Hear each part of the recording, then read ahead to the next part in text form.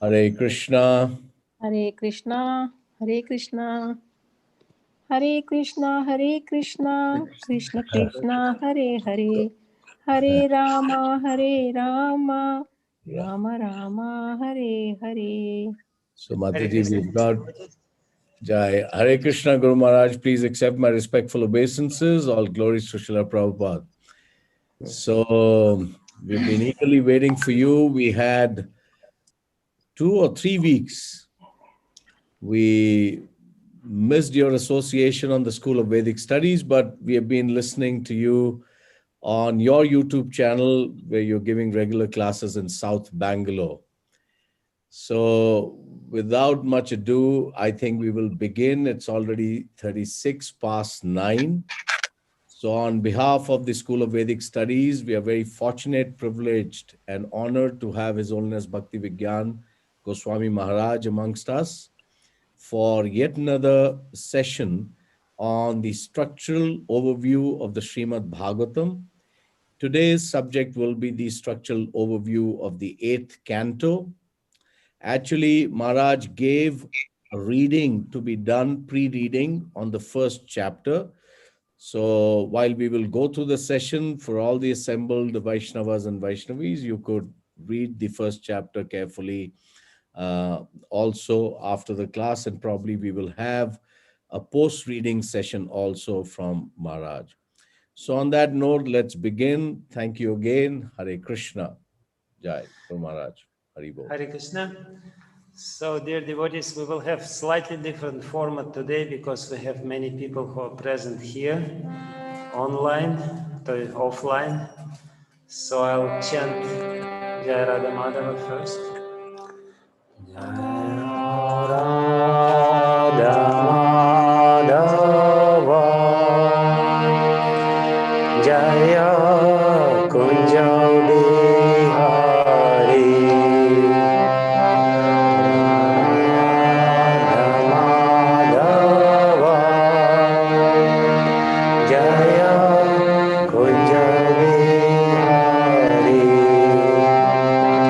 Jaya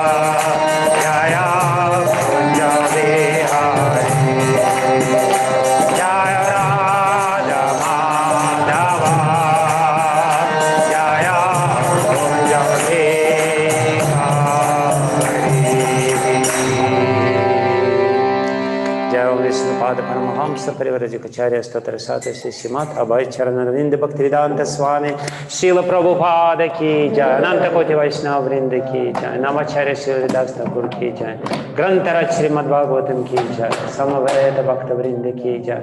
All glories to the Assembly devotees, all glories to the Assembly devotees, all glories to the Assembly devotees, all glories to Shri Guru and Gauranga. Glories to Srila Prabhupada. Om Namo Bhagavate Vasudevaya. Om Namo Bhagavate Vasudevaya. Om Namo Bhagavate Vasudevaya. Narayanam Namaskritya Naram Cheva Narottama Devim Saraswatim Vyasam Tato Jaya Mudiraye Nashtaprayesh Vabhadrishu Nityam Bhagavata Sevaya Bhagavatyutama Shloke Bhaktir Bhavati Nashtiki Yam Pravrajanta Manupeta Mapeta Krityam Dvaipayana Virahakatara Juhava Putreti Tanmayatayo Taravo Vinedus Tam Sarva Bhuta Hridayam Munimanatosmi.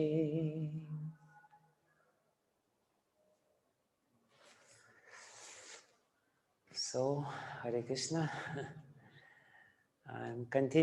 We are continuing this series of lectures on the structural review of the topics of Srimad Bhagavatam, where we are describing the logical structure of Srimad Bhagavatam or topical structure of Srimad Bhagavatam, how the flow of the narration of Srimad Bhagavatam goes to ultimately bring us to the lotus feet of the Lord.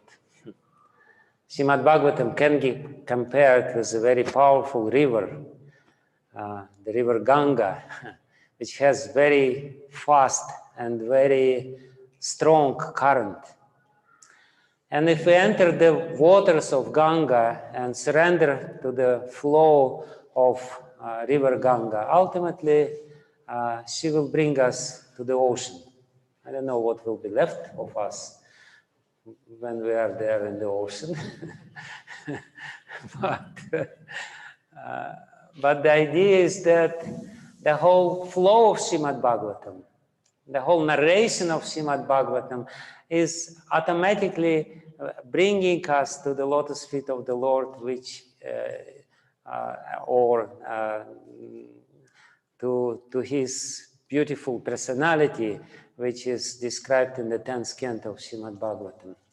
And it definitely doesn't matter whether we structurally or logically understand how Srimad Bhagavatam works or not, because this is the flow. It's spontaneous. It will work anyway.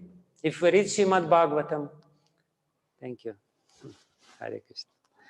If we read Srimad Bhagavatam spontaneously, it will do the needful with our heart. It will purify the heart, give us certain understanding. But if we understand how this structure works and how it is, the whole narration is structured, then it's better. We will be able to more comprehensively understand the whole book of Srimad Bhagavatam. So we have been describing first preliminary studies, 10 topics of Srimad Bhagavatam, and then canto by canto, how it goes. And now we're on the 8th canto, and I will try to do the topical review of the 8th canto. And the 8th canto, according to the Krama theory, Krama theory is the theory which ascribes each of the 10 topics of Srimad Bhagavatam to each canto. And Vishwanath Chakravarti Thakur definitely follows this Krama theory in his explanation of Srimad Bhagavatam, where the first 2 cantos is just the introduction to the whole book, and starting from the 3rd canto, Sarga, Visarga is the 4th canto, Sthanam is the 5th canto, Poshanam is the 6th canto, Uti is the 7th canto, and Manvantara is the topic of the 8th canto. And Sukadeva Goswami himself explains that what is Manvantara, what is the topic, why this topic is so important. He says Manvantara means the description of Sad-dharma, or eternal duties of the humankind.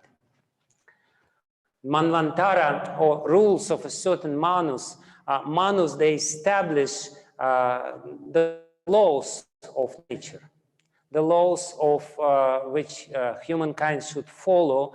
And Manvantara, the avatar, Manvantara avatar of the Lord is being pleased, and he is coming to receive the fruits of the activities of human being.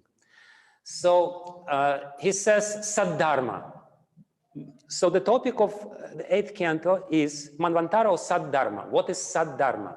As opposed to Asad-dharma. Dharma is a very famous word, and there's a lot of things which is Dharma, Manava Dharma, this Dharma, that Dharma, serve the humanity.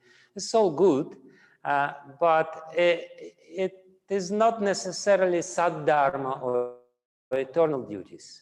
What is the eternal duties? As opposed to Asad-dharma or temporary duties, which we also have to do. Duties to our family, duties to the nation, duties to humanity, this is all fine. But what is the essence, what is the foundation without which all other dharmas become useless, futile? All other dharmas are good only if they have strong foundation in Sad-dharma, in something which is eternal or not changeable. So what is this Sad-dharma? And as we will see, all the stories of the 8th canto of Srimad Bhagavatam very clearly show that the Sad-dharma, upon which is the foundation for any activity which we do in this world. Any activity which we do in this world will be fruitful, useful, and beneficial to us and to other living beings. Only if the foundation is there, and the foundation is Sad-dharma, and Sad-dharma is the surrender to the Lord.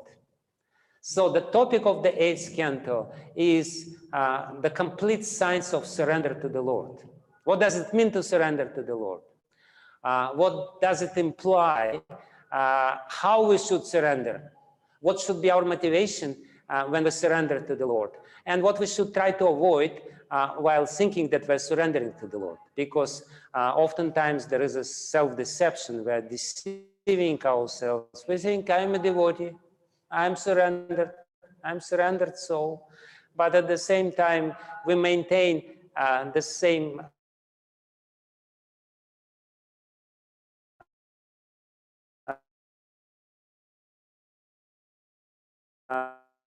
sort of attitude, change to Amprapan and this all surrender unto you. Nayotsyaiti Govinda, but I'm not going to fight.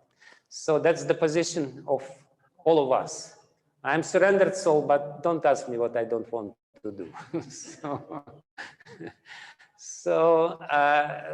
This is very important topics of the 8th canto, different aspects of surrender. And it's a science. It's a science of surrender, how to surrender to the Lord, and how beautiful it is, how joyful it is to surrender to the Lord if we do it properly.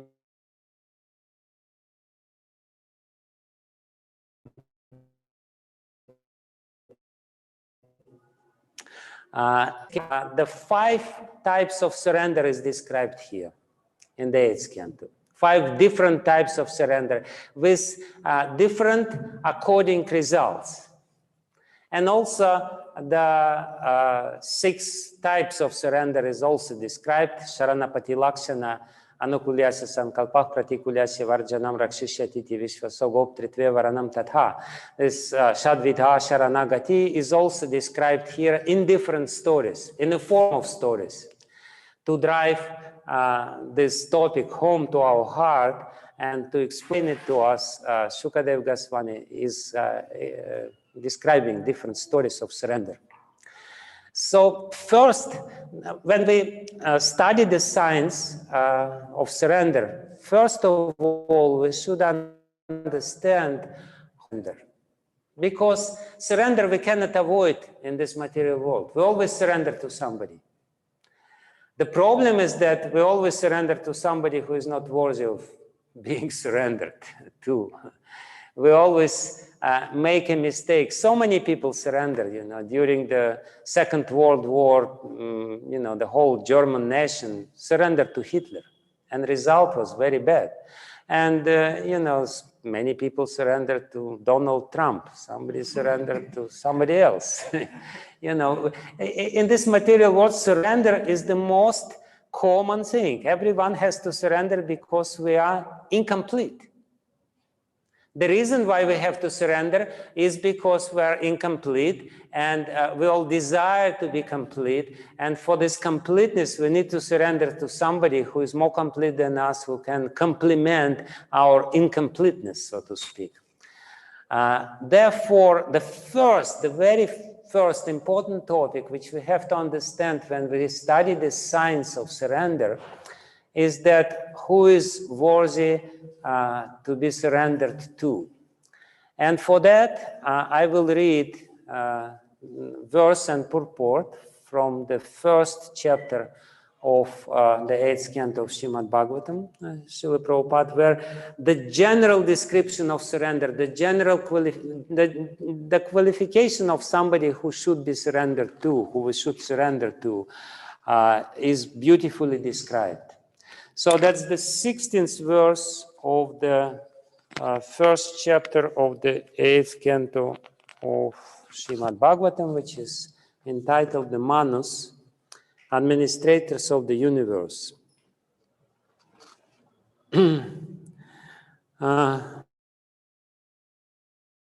Amihamanam nirahankritam buddham nirasisham purnam ananya choditam nrin shikshayantam nijavartma samsthitam prabhum prapadye kila dharma bhavanam.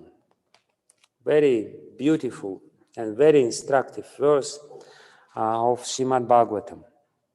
Tam, under the same Supreme Personality of Godhead, Ihamanam, who is acting for our benefit, Nirahankritam, who is without entanglement or desire for gain, Buddham, who is completely knowledge, Nirashisham, without desires to enjoy the fruits of his activities, Purnam, who is full and therefore has no need to fulfill desires, Ananya, by others, Choditam, induced or inspired, Nrin, all of human society, Shikshayantam, to teach the real path of life, Nijavartma, his own personal way of life, samstitam, to establish without deviation, Prabhum, unto the Supreme Lord, Prapadye, I request everyone to surrender. Akhila Dharma Bhavanam, who is the master for the occupational duties for human being. So this is the verse spoken by Swayambhuva Manu. The first chapter of this canto very beautifully describes this process of surrender. Swayambhuva Manu is performing austerities, and while performing austerities, standing on one leg to please the Lord, he is chanting the verses, which are the verses from Ishopanishad. At least the first verse, the second verse of these verses is very much similar to Ishavasya Medam Sarvam Yatkincha Jagatyam Jagatena Tyaktena Bunjita Magrida Kasya Svidanam. And he's explaining the signs of surrender in these verses, in these prayers.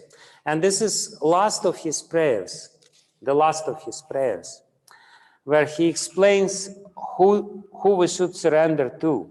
The Supreme Personality of Godhead, Krishna, works just an ordinary human being, yet he does not desire to enjoy the fruits of work. He is full in knowledge, free from material desires and diversions, and completely independent.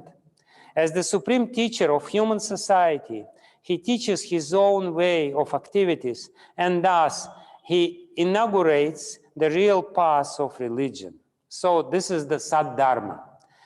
Very clearly, Swayambhuva Manu says, Krishna himself inaugurates Saddharma, and this Saddharma is surrender to him. I request everyone to follow him, to surrender unto him.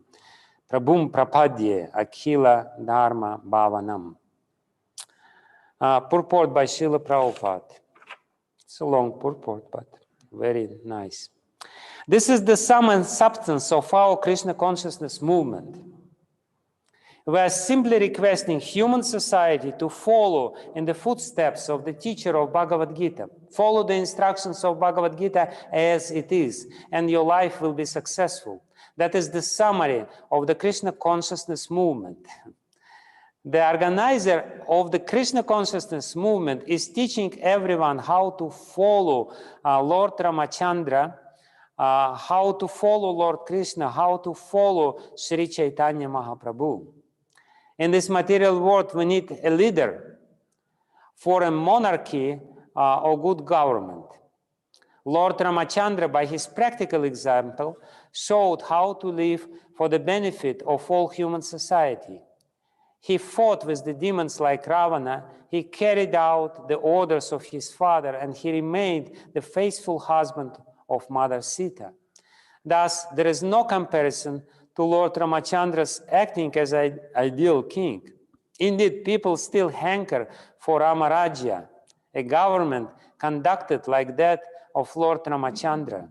Similarly, although Lord Krishna is the Supreme Personality of Godhead, he taught his disciple and devotee Arjuna how to lead life, ending in going back home, back to Godhead. Tyaktva deham punarjanmana iti mameti sorjuna. All teachings, political, economical, social, religious, cultural, and philosophical, are to be found in Bhagavad Gita. One only has to follow them strictly. The Supreme Personality of Godhead also comes as Lord Chaitanya just to play the part of a pure devotee. Thus, the Lord teaches us in different ways just to make our life successful.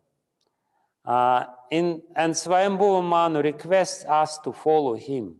Swayambhuva Manu is the leader of mankind. He has given a book called Manu Samhita to guide human society. Herein, he directs us to follow the Supreme Personality of Godhead in his different incarnations.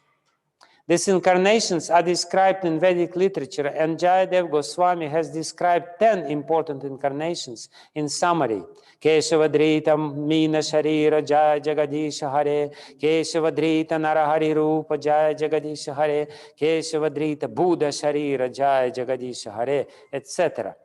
Swayambhuva Manu instructs us to follow the instructions of God's incarnation, especially Krishna's instructions of Bhagavad Gita as it is. Appreciating Bhakti Marga as instructed by Sri Chaitanya Mahaprabhu, Sarvabhaum Bhattacharya thus depicted the activities of Chaitanya Mahaprabhu, Vairagya Vidya Nija Bhakti Yoga, Shikshartham Ekah Purushah Puranaha, Shri Krishna Chaitanya Sharira Dhari Kripam Budhir Yastvamaham Prapadye. Let me take shelter of the Supreme Personality of Godhead, Shri Krishna, who has descended in the form of Lord Chaitanya Mahaprabhu to teach us real knowledge. His devotional service and detachment from whatever does not foster Krishna consciousness. He has descended because he is an ocean of transcendental mercy. Let me surrender unto his lotus feet. In this age of Kali, people cannot follow the instructions of the Supreme Personality of Godhead, and therefore Lord himself takes the part of Sri Krishna Chaitanya to teach personally how to become Krishna conscious. He asked everyone to follow him and become a guru to deliver the fallen souls of Kali Yuga. Yarideka tarikaha Krishna Upadesh, Amara Gyai Guru Hoy, Hana Tara Eidesh. Instruct everyone to follow the orders of Lord Shri Krishna as they given in Bhagavad Gita and Srimad Bhagavatam. In this way, become a spiritual master and try to liberate everyone in this land. The coherent purpose of Lord Ramachandra, Lord Krishna, and Lord Chaitanya Mahaprabhu is to teach human society how to be happy by following the instructions of the Supreme Lord. Namo Vishnu Padaya Krishna Prestaya Bhutale Srimate Bhakti Vijnana Goswami Niti Namine Namaste Saraswati Deve Gauravani Pracharine Nirvishesha Shunyavadi Paschatya Deshatarine Vanchakaupatarubhyascha Kripa Sindhubhyevacha Patitanam Pavanebhyo Vaishnavebhyo Namo Namaha Shri Krishna Chaitanya Prabhu Nityananda Shri Advaita Gadadhara Srivasadi Gaura Bhakta Vrinda Hare Krishna Krishna Krishna Hare Hare Hare Rama Rama Rama Hare Hare Hare Krishna Krishna Krishna Hare Hare Hare Rama Rama Rama Hare Hare Hare Krishna Krishna Hare Hare Hare Rama Rama Hare Hare Yantah pravishya mama vachim mamam prasuptam sanjeevayata kila shakti darakshvanamna anyamsya hasta charana shravana tvagadim pranannamo bhagavate purushaya tubhyam Svasyastu vishwasya kava prasidatam deyantu bhutani shivam mithodya manascha badram vajatata doksaje aveshyatam no matir adhyahaitu ki. So, Srila Prabhupada explains the essence of all teachings of Vedic literature is just to surrender to Lord and follow him. Sarva dharman parityajya mamekam sharanam vraja aham tvam sarva papibhyo mokshasyami ma shuchaha. It's interesting that sometimes people don't even understand this. I spoke once with Indian ambassador to Russia. He was a very nice person, very, very friendly, follower of Mahatma Gandhi.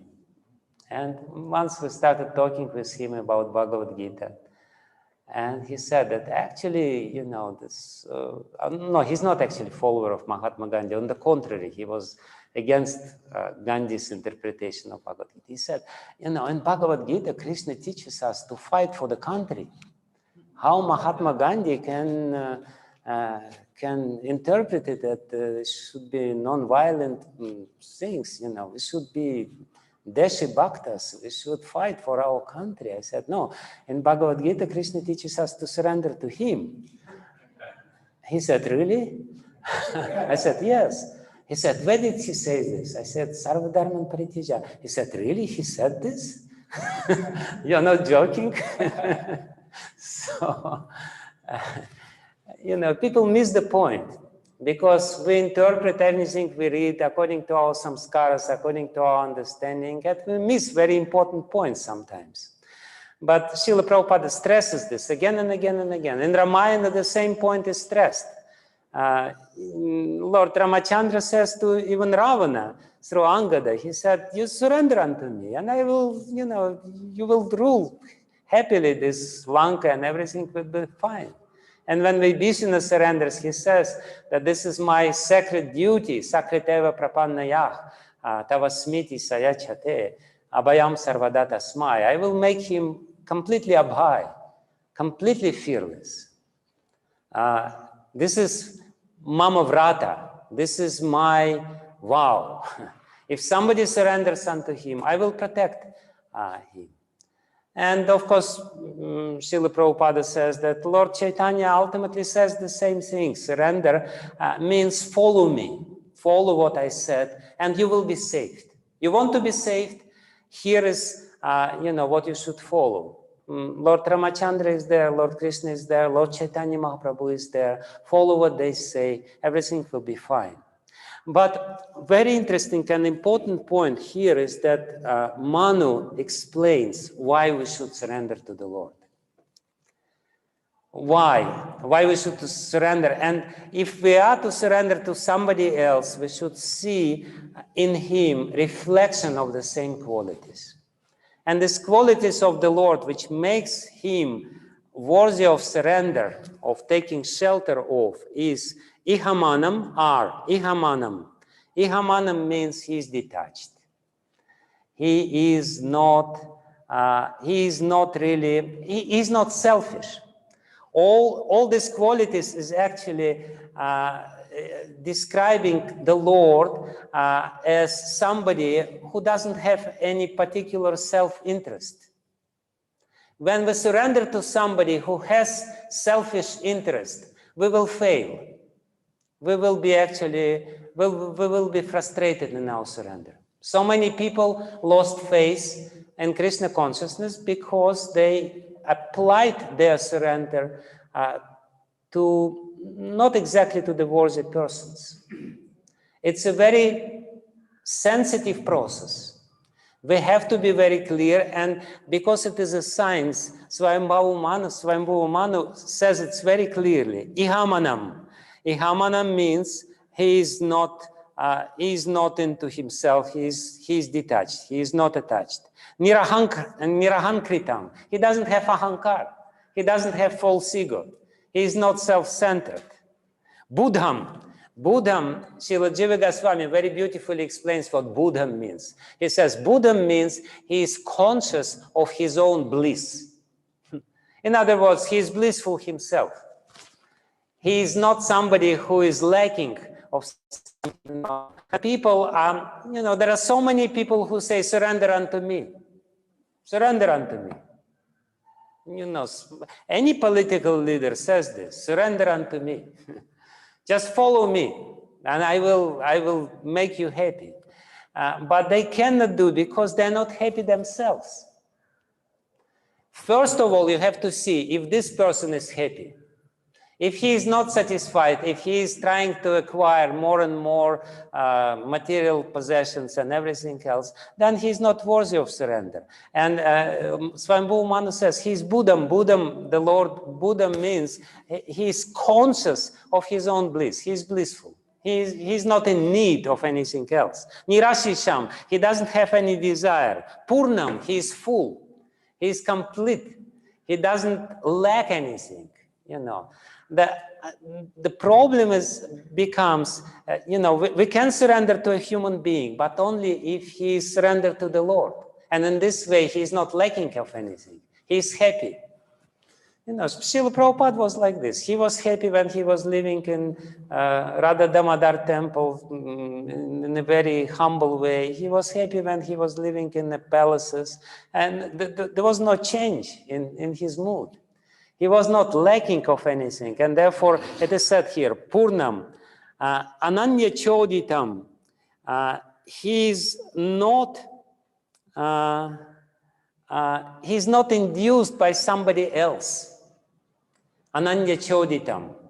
It's not that, I'm afraid that somebody is doing something to me. It's just self-inspiration. The inspiration, Choditam, Ananya Choditam, is coming from within. Not because somebody else is telling me, do this, do that, no. The Lord or a pure devotee, he's ananya choditam. He's not impelled for the action by somebody else. And he's doing this nrin shikshayantam nijavartma samstitam. He is doing it only to teach. Whatever he does to teach us. He shows the example. He is doing it not because he has some selfish interest or something to gain from his activities, but he is just showing the example to teach for our benefit. So this selflessness is the main characteristic of somebody who should be surrendered. So that's the first teaching of the 8th canto, whom we should surrender. We should only surrender to somebody who is complete and selfless and doesn't have ahankar and doesn't have any even tinge of self-interest. Because if the tinge of self-interest will be there, we will be frustrated. And our surrender will be futile, will be wasted, ultimately. Will not bring the proper benefit. So that's the first very important teaching. And in general, this whole first chapter of the 8th canto of Srimad Bhagavatam shows that if you surrender to the Lord, to the proper source of everything, that he will protect you in all regards. Swayambhu Vamana is not trying to protect himself. Demons are rushing into him, trying to devour him from all sides. And he's just standing there, Ishavasyam idam sarvam yatkincha jagatyam jagat. And he's praying to the Lord, and Lord himself takes the incarnation to protect him. So this first chapter of the 8th canto of Srimad Bhagavatam also shows very important two principles of surrender, two first principles of surrender. Anukulyasya sankalpah pratikulyasya varjanam. We know what are the 6 elements, 6 angas of surrender. First 2 angas of surrender. Anukulyasya sankalpah, you accept everything which is favorable, you reject everything which is unfavorable. And this is formulated by Swayambhu Vamana in his prayers. In this verse, Atmavasyam idam jagat, yatkinchit idam vishwam, yatkinchit jagatyam jagat, tena tyaktena bunjitaha magrida kasyasvidanam. That's the principle. Srila Prabhupada says this.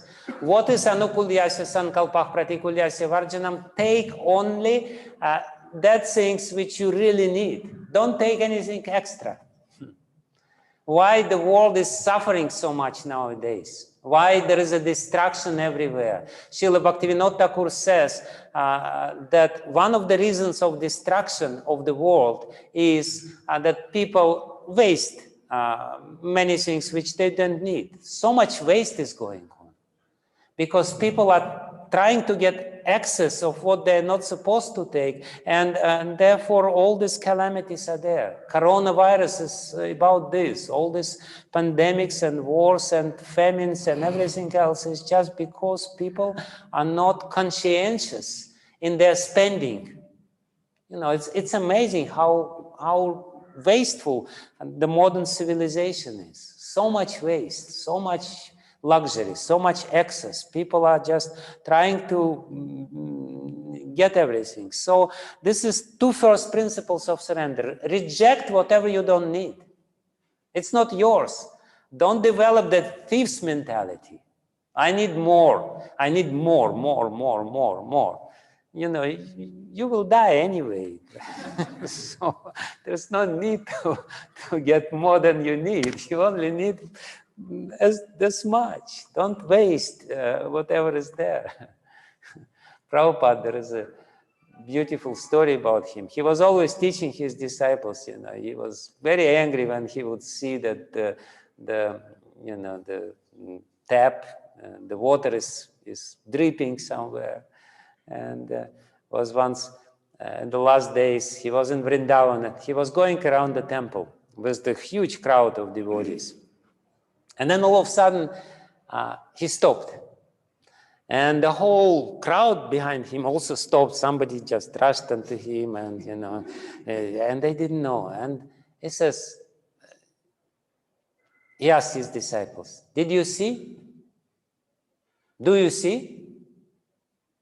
He's just looking around, maybe Krishna is there, or what's going on? Or Narada Muni came. And then Prabhupada says, "You're blind, and I can see." And then he goes again, and he makes the second round around the temple, and he stops at exactly the same place. And he says, "Do you see?" And again, everyone is looking, and nobody can see anything. And then Prabhupada points out, there is a lamp there. It's a daylight, and the lamp is burning. He said, "You're blind, and only I can see." So we are blind. We are blind. We don't see how we are actually encroaching to something which doesn't belong to us. We should be very conscientious in this regard. Very, very conscientious. And that's basically the first rule of surrender. Anukulyasya sankalpah pratikulyasya varjanam. And again, this first chapter of the 8th canto is the first, general surrender. It's not a surrender for specific need, and it doesn't describe surrender very vividly. But the very next chapter, when the story of Gajendra, the elephant, is being described, is of course a very vivid description of surrender. That's a famous story of Srimad Bhagavatam, Gajendra Mokshana, Leela, and the prayers of Gajendra.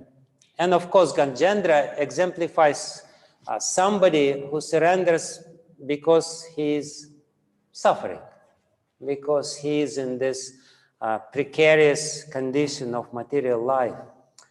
So Gajendra being devoured by the crocodile, and it is specifically said by Shukadeva Goswami that Gajendra is being devoured by the crocodile of time. And if you think that Gajendra is a just nice story about some foolish elephant who was somewhere near Trikuta mountain, you're mistaken, because Gajendra is you. And you are devoured by the crocodile of time. The crocodile of time is, is joining his jaws and your leg and trying to devour you. So, and this is the time. The time is the cause of suffering. Why we suffer in this world?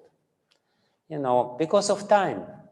The time comes and the suffering comes, the disease comes, the problems comes, tribulations comes, so many different things comes. And ultimately, all these anxieties which are caused by the time, they waste our life. And the only solution to all the problems in our life is to surrender to God. And this is what we have to understand. But it's very interestingly described in Srimad Bhagavatam. In the 8th canto of Srimad Bhagavatam, it is specifically said that it took a long time for Gajendra to understand that he has to surrender to the Lord. Does it sound familiar to you? We suffer and suffer and suffer and suffer and suffer and suffer. And then, it dawns to us, maybe I should surrender to the Lord.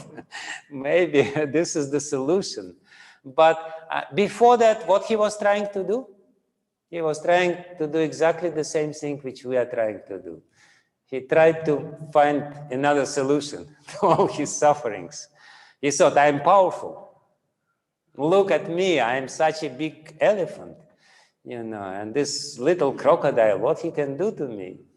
And crocodile said, let's see what I can do to you. But he's pulling and pulling and pulling. And in the same way, we are struggling, we are fighting. But the teaching of Srimad Bhagavatam is that the sooner we understand this, the less blood will be shed from from everything which we have. Because otherwise we're just suffering uselessly. And it's very interesting because Srila Jiva Goswami again in Bhakti Sandarbha, he describes the signs of surrender, and he says the most important condition of surrender is called in Sanskrit Ananya Gatitva. Ananya Gatitva means this mentality or this consciousness is that I don't have any other shelter, any other gati, any other shelter than the Lord.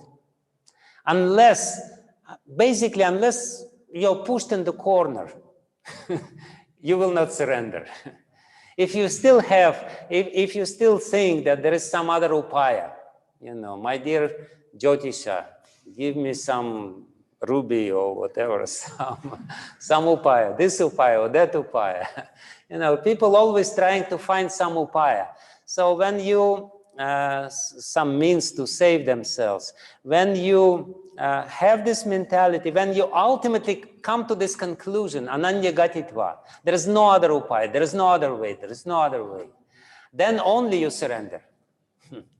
So that's the mentality, and that's why surrender takes time. It really takes time before we really understand, before we exhaust all other possibilities of saving ourselves. And therefore it is said, it's beautiful, in the before Gajendra starts his praying, before he remembers even the prayers. It's interesting, it's also a very interesting element of this whole dynamic of surrender. It's very difficult for us to surrender when everything is fine with us. Everything is fine, yeah, right, very good. It's very difficult for us to pray to the Lord sincerely. We come to him, yes, right. Very good, very good. Hare Krishna. How are you?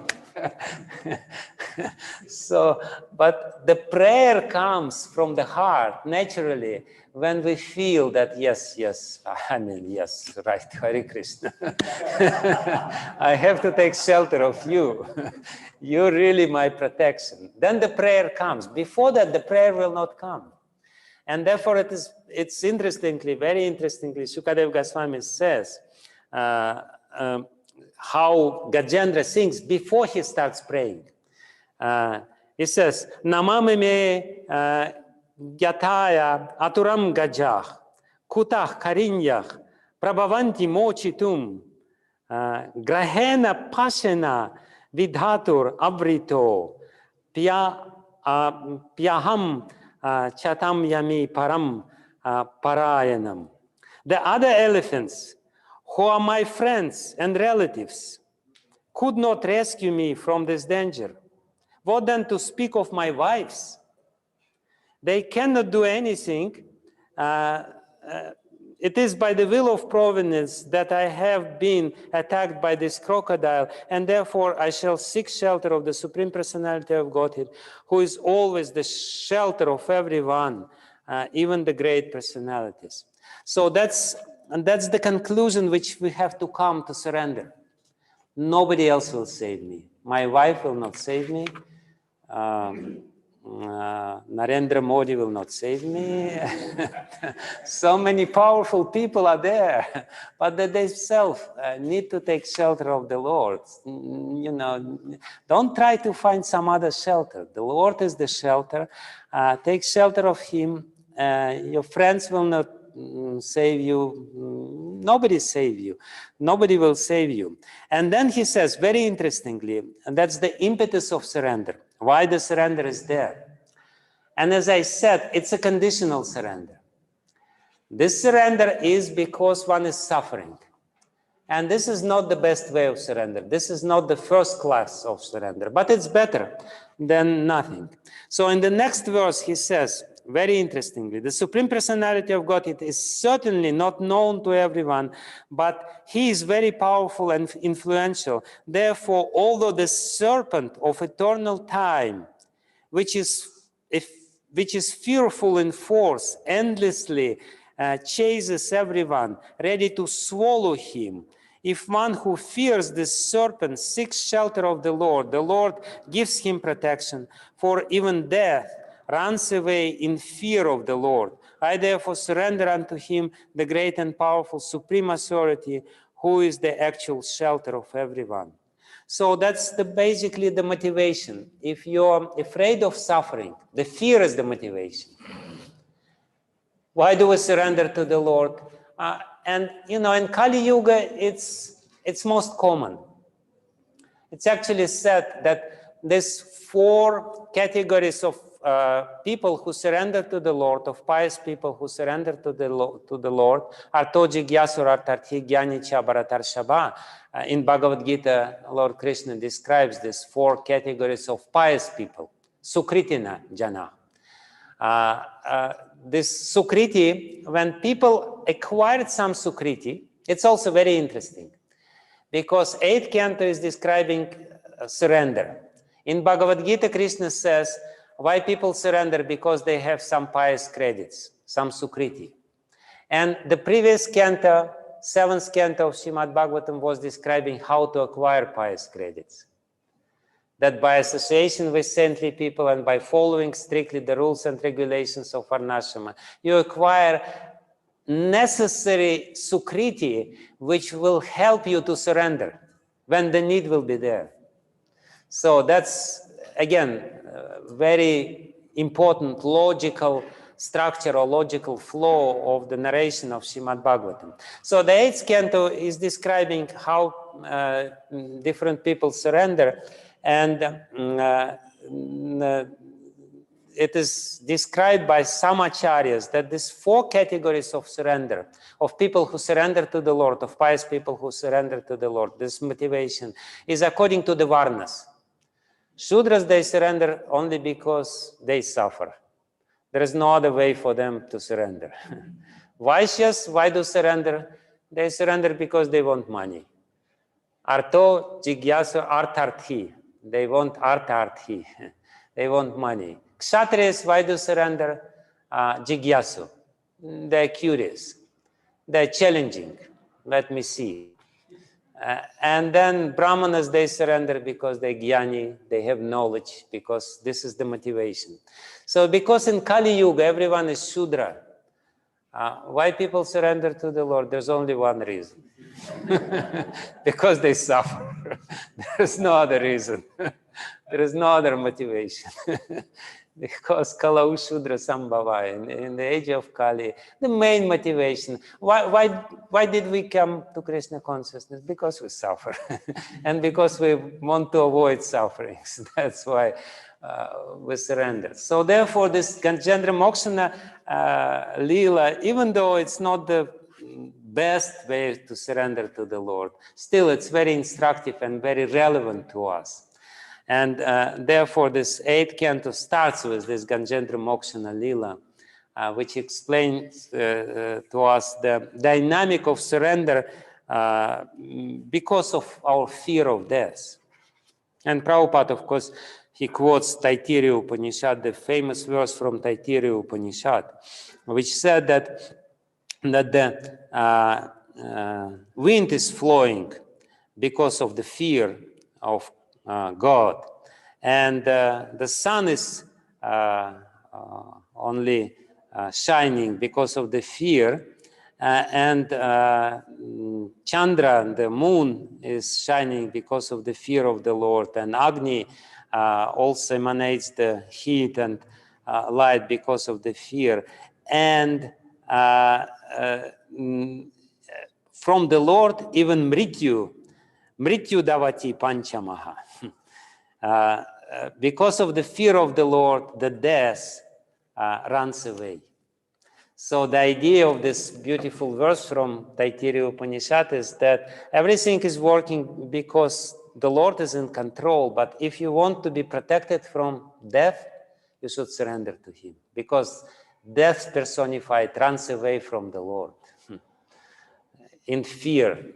Everyone is fearful of death, but death is fearful of the Lord. So we will skip Gajendra prayers of surrender, and we will come directly to the next story, very important story. Yeah. very important story of the 8th Canto of Srimad Bhagavatam. After Gajendra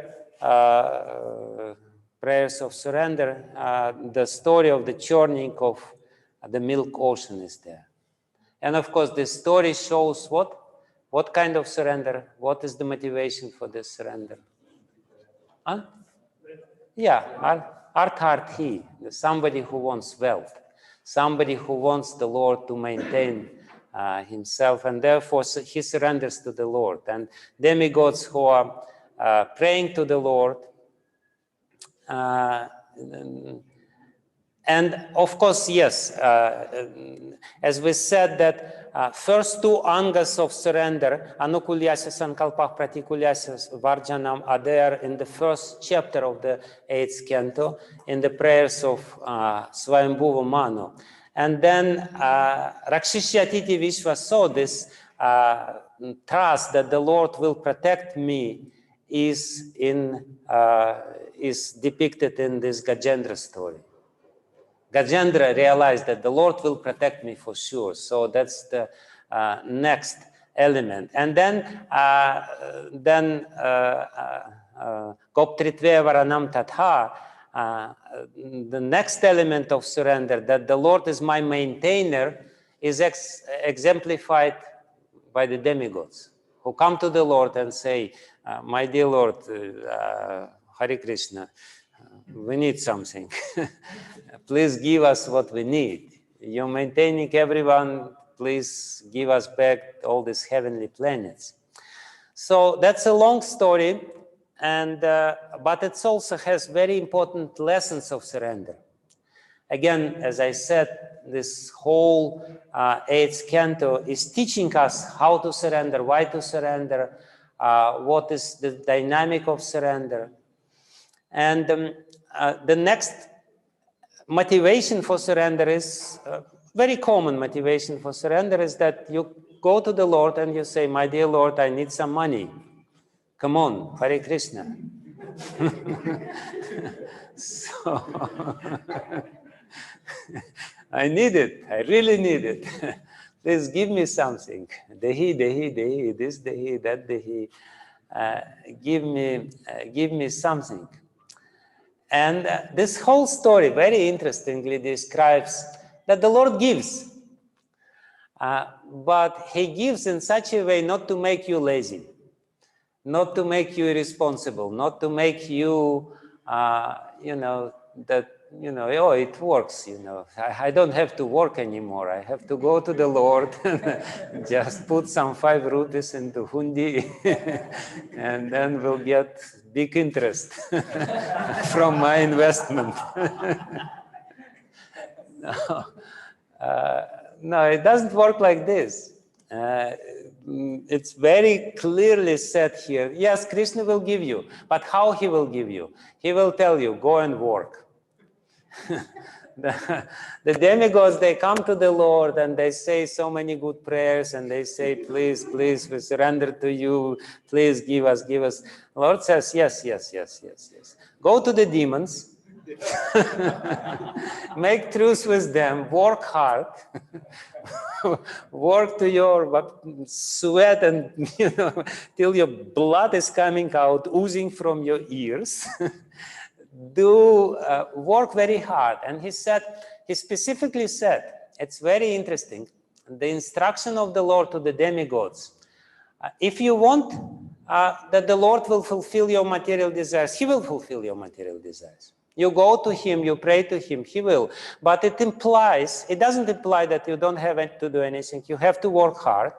That's the first thing. The second thing, you have to be very patient. The Lord himself says, I will fulfill your desires. I will give you money, but not immediately, not so soon. You have to really, with patience and diligence, work, apply your intelligence, serve, and work hard.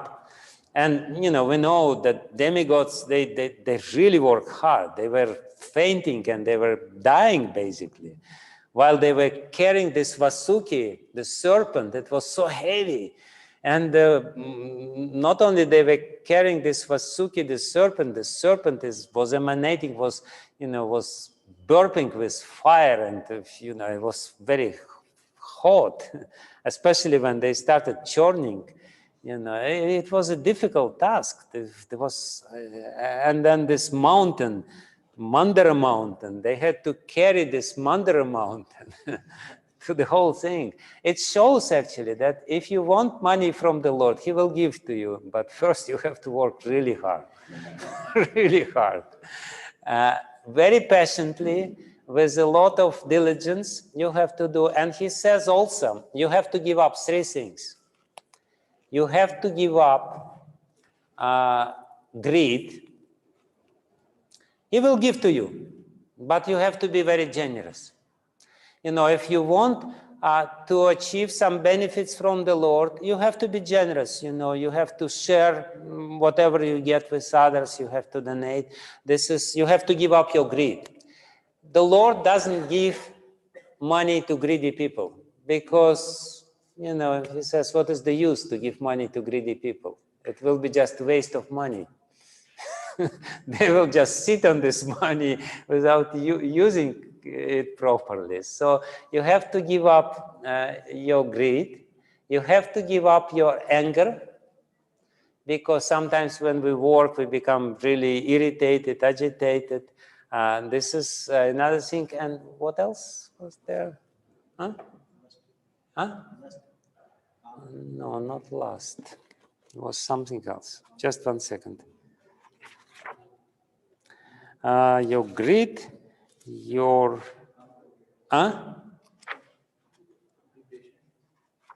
Patient, yes. Patient, I already said. You have to be patient. You have to give up your greed, your anger, and your...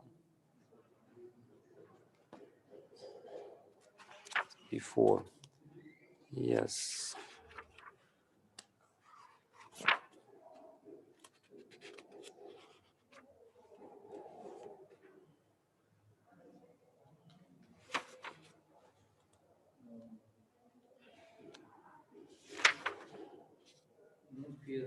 Fear, yes. You have to give up your fear. You have to be you have to be fearless. You have to work also with a lot of conviction, with a lot of that. Ultimately, the Lord will protect me. The Lord will give. This is how it is. The life is difficult. The Lord is teaching us very important lesson, that the life is not easy. Don't expect that you will have easy life. I'm a devotee, Hare Krishna, so I don't need to do anything. You have to be very bold in your aspirations. You have to work hard, and you have to give up your anger, because sometimes it will not be the way you want. It's not going to be always the way you want, even if you are a devotee, believe it or not. So you have to give up all these bad qualities and work diligently, and ultimately you will get what you require. The main thing is, of course, you have to be surrendered to the Lord. And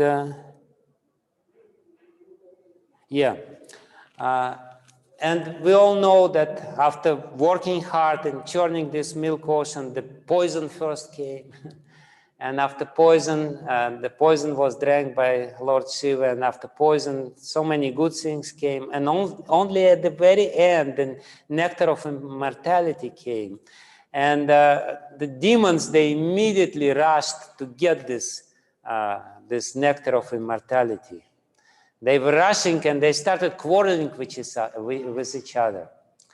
It's a very interesting point, because when people in this material world are working hard, they have this competitive spirit, this mentality, aham purvam. The demons were rushing, and they were saying, I'm the first, I'm the most worthy of getting this nectar. And the Lord doesn't like it.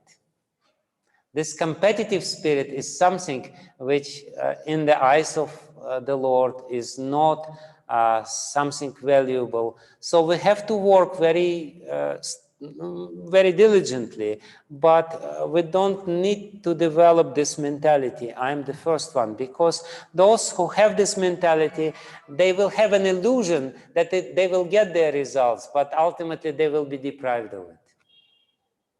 They will get, for a short while, they will have this illusion, yes, I got the nectar, I got what I need, but they will be deprived.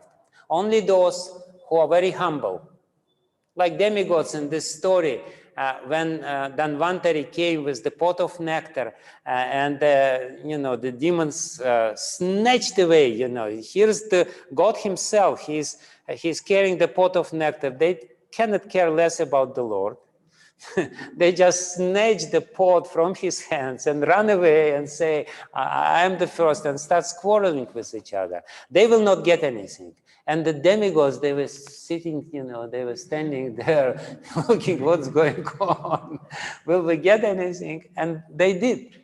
They did get everything, because the Lord, he doesn't like this greedy attitude. You have to give up your greed. You have to give up your anger. You have to give up your competitive spirit, and you have to follow the Lord. The Lord says, do this, you will be successful. No problem. You will be successful. You need it, you will get it. If you want some, high position, whatever money, you will get it, no problem. Just surrender unto me. And therefore, while describing or finishing this story, how the Lord incarnates as Mahini Murti, we know that the Lord came as a Mahini Murti, and he says, oh, my dear demons, I will choose, and I will distribute this nectar to you. Give this pot to me. I will be the judge. I will. Don't worry about this. And demon says, yes. You're the best. Take it. And she says, do you really believe me? How you can believe some loose woman who is just wandering here without any protection? And he says, no, we believe you. Anyway, Mahini Murti, he or she, I don't know.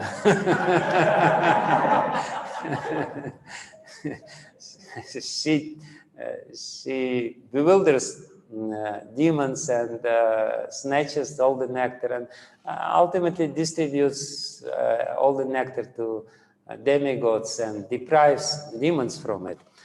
But a very instructive and important lesson at the end of this story, in the 9th chapter of the 8th canto, 28th verse, it is said, the place, the time, the cause, the purpose, the activity, and the ambition were all the same for both the demigods and the demons.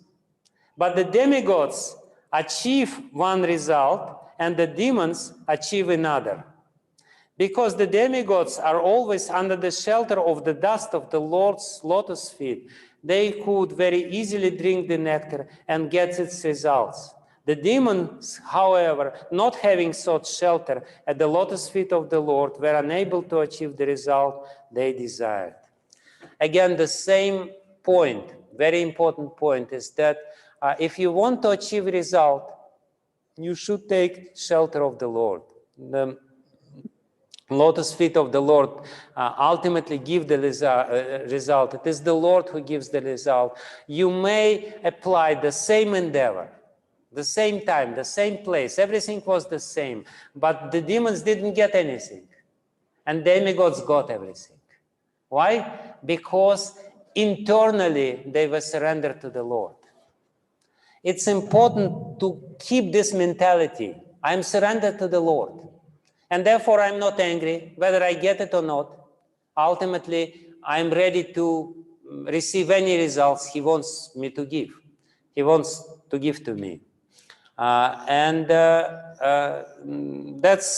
the main point, is that this mentality that I'm surrendered and I'm working hard and ultimately I'm ready to receive any results is the key for success.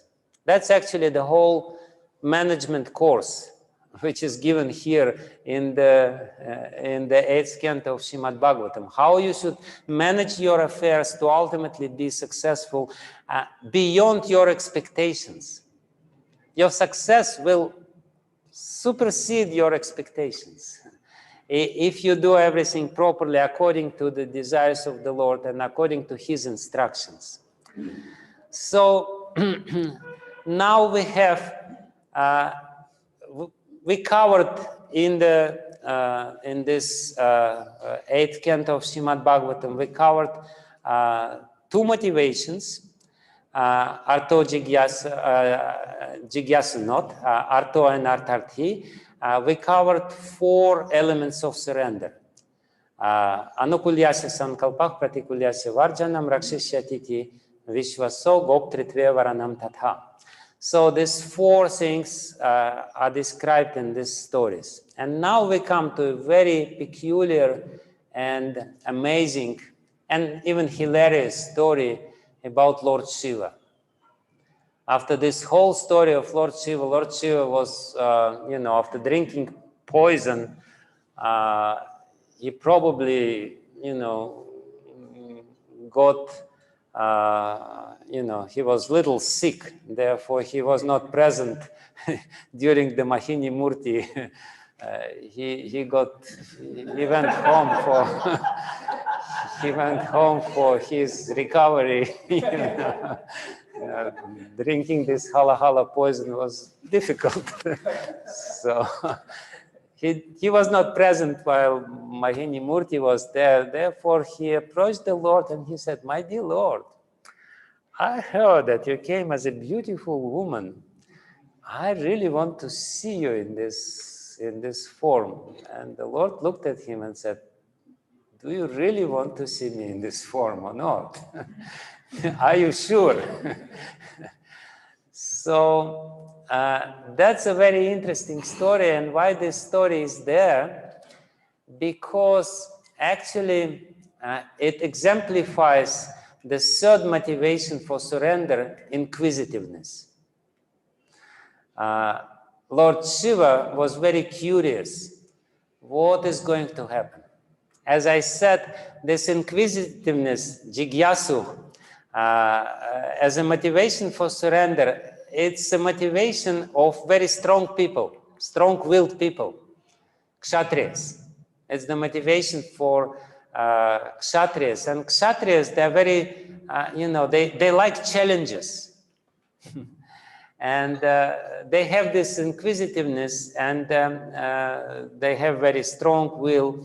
So Lord Shiva is actually displaying this attitude. "My dear Lord, I heard that you're very powerful. Can you show me your power? And let's see whether you are really that powerful or not." So basically, that's the motivation behind this request, this very strange request of Lord Shiva otherwise. But he actually wants the Lord to prove that he is superior to him. He wants to be defeated by the Lord, but he wants the Lord to show the maximum extent of his power. So in somewhat challenging spirit, not in a wrong way, not in a bad way, but with little challenge in his mind, he says, "Let me experience the full extent of your power." And that's sometimes what people do when they surrender to the Lord. They know the Lord is there, but they're really not 100% sure how powerful he is. They want to really test his powers or whatever, and sometimes they do some strange things. It's a wrong motivation. Ultimately, Srimad Bhagavatam wants to say that this is not the best motivation. Even though the great Lord Shiva is doing this, still it's not the best motivation, and therefore it's very interestingly depicted there. Again, just 1 second. First, Lord Shiva, when he's praying to the Lord, when he's asking the Lord, "Please show me this form of Mahini Murti," before asking the Lord to show this form of Mahini Murti, he says, in the 11th verse of the 12th chapter of the 8th canto of Srimad Bhagavatam. My Lord, you are the supreme knowledge personified. You know everything about this creation and its beginning, maintenance, and annihilation. And you know all the endeavors made by the living entities by which they either implicated in this material world or liberated from it. As the air enters the vast sky and also enters the bodies of all moving and non-moving entities, you are present everywhere, and therefore you are the knower of all. Basically, that's the expression of his inquisitiveness. He says, Lord, you are knowing everything. And in the next verse, he says, and I don't know much. But I want to know, I want to experience, or no, actually in the previous verse. In the previous verse, he says, I do not know you, the Lord. I want to experience your powers, which I still don't know. You know everything. So that's the motivation. It's not such a common motivation. It's not as common as the motivation for wanting money from the Lord and therefore surrendering to the Lord. But it's a motivation to experience Lord's power. When somebody has this inspiration, I surrender to you because I want you to manifest all the powers which you have. I want to experience your presence. Like sometimes people believe in God, but they want God to manifest some miracle. My dear Lord, please do something, otherwise I will not be peaceful. Just manifest something miraculous. That may be the motivation. They come to the Lord and they say, please show me the extent of your power. And that's exactly what is going on in this 12th chapter of the 8th canto of Srimad Bhagavatam. Another wrong, not 100% correct attitude towards the Lord. Therefore, those people who really surrender, they don't need the Lord to manifest his powers. Those people who are not 100% surrender or not 100% selflessly surrender, they're dependent on the miracles of the Lord. But those people who are surrendered, they say that if Lord wants to show his power and his miracles, he will do it. If he doesn't want, he will not do it. I'm not dependent in my surrender unto him upon his display of miraculous powers or mystical abilities. So that's the 12th chapter of the 8th canto. And of course, the main story starts now. The main story of the whole 8th canto is the story of Bali Maharaj. And the story of Bali Maharaj exemplifies or depicts very clearly, and therefore it's the most important story, the proper way to surrender to the Lord. As I said, Gajendra surrenders to the Lord because he's in need, because he suffers. Demigods surrender to the Lord because they need some wealth. And Lord Shiva surrenders to the Lord because he wants to see the power of the Lord. And it's interesting, actually, Lord Shiva, this whole story depicts humility, which is also a characteristic of surrender. Lord Shiva, after being embarrassed by the Lord, Mahini Murti is running and Lord Shiva is running after her naked, overwhelmed with lusty desires, trying to embrace her.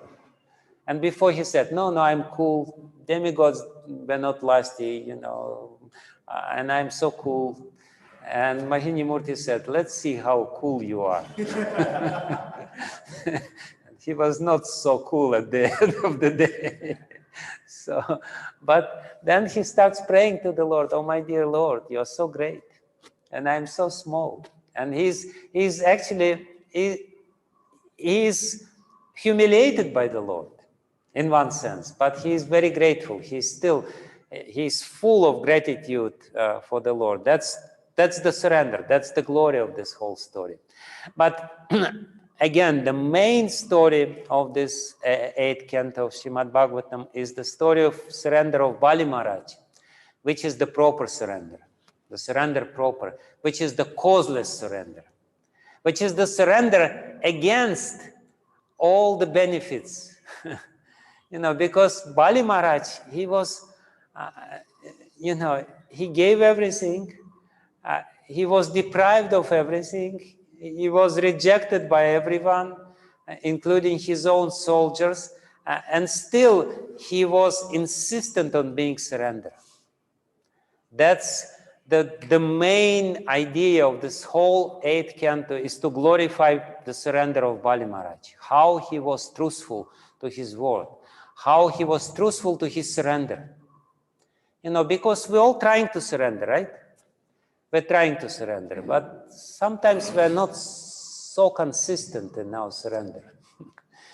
We are not really consistent to the letter of everything which we are doing. Sometimes, our mind is chanchala, our flickering mind. Sometimes we surrender, sometimes we not surrender, sometimes we surrender less, sometimes we surrender more. Sometimes we give the vow, sometimes we take the vow back. After all, I'm the possessor of my vow. I want to give and I want to take it back, no problem. No, but what the main teaching of the 8th canto of Srimad Bhagavatam is that be like Bali Maharaj. Whatever happens with you, if you understand that the Lord is there and He is the only shelter, He will give everything to you. No problem. He gave everything to Bali Maharaj, including himself. He himself became the doorkeeper of Bali Maharaj, but not immediately. To glorify Bali Maharaj, he deprived him of everything. He humiliated Bali Maharaj just to show everyone how he is truly surrendered. And therefore, Bali Maharaj is the personification or the description of this Atmanikshepa, Karpanye. He is the description of this very glorious element of surrender when one is completely surrendered to the Lord. Everything which he has, which he possesses, he gives to the Lord. So this whole story, it starts with demigods who are conditional and fruitive, deprived of their position in the heavenly planets, and Aditi, mother of demigods, she starts praying to the Lord with again the same sort of attitude. Give me, give to my sons back their kingdom, give this, give that. But because she follows very diligently the instructions of her husband, Kardama Muni, Kashyapa Muni gave her this whole prescription of Payavrata, and she follows everything, and she follows with the proper attitude. She gets what she wants. She gets Vamana Dev. Lord himself incarnates as her son to come to her, being pleased by her surrender to Guru. The difference between her and demigods in the previous story. In the previous story, demigods, they go directly to the Supreme Lord. And therefore, they get the instructions of the Supreme Lord. They get the benefits of surrendering to the Supreme Lord. But this story, when Aditi surrenders to Kashyapa Muni, shows that surrender to Guru is actually more important than surrender to the Supreme Lord. She surrenders to Guru and follows his instructions in a very proper way with a proper etiquette. It's actually the ideal family life is described in this chapter of Srimad Bhagavatam, where Aditi and Kashyapa are conversing with each other, and Aditi is expressing in a very humble way her grievances. So if you surrender to Guru, you will get the Lord himself as a result. The Lord himself comes to you. If this is genuine surrender to Guru and you follow very strictly your spiritual master. That's the teaching of Srimad Bhagavatam, of this section of Srimad Bhagavatam. And then, of course, Vamana Dev appears. And it is said, it is explained that different avatars of the Lord, different incarnations of the Lord, they personify different qualities of the Lord. Like we know that the personality of Godhead has 6 main qualities. Aishvaryasya, Samagrasya, Viryasya, Yasha, Saksriya, Jnana, Vairagya, Yos, Chaiva. The 6 qualities are there, starting with Aishvarya, Virya, Yasha, Shriya. So Vamana Dev, according to this scheme, is the personification of Lord's beauty. In this 8th canto of Srimad Bhagavatam, there are 2 personifications of Lord's beauty. That's Mahini Murti and Vamana Dev. And we have Shiva, he's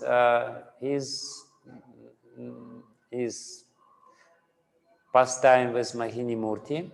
And we have Vamana Dev, his pastime with, of course, Bali Maharaja. And the first thing which is said here when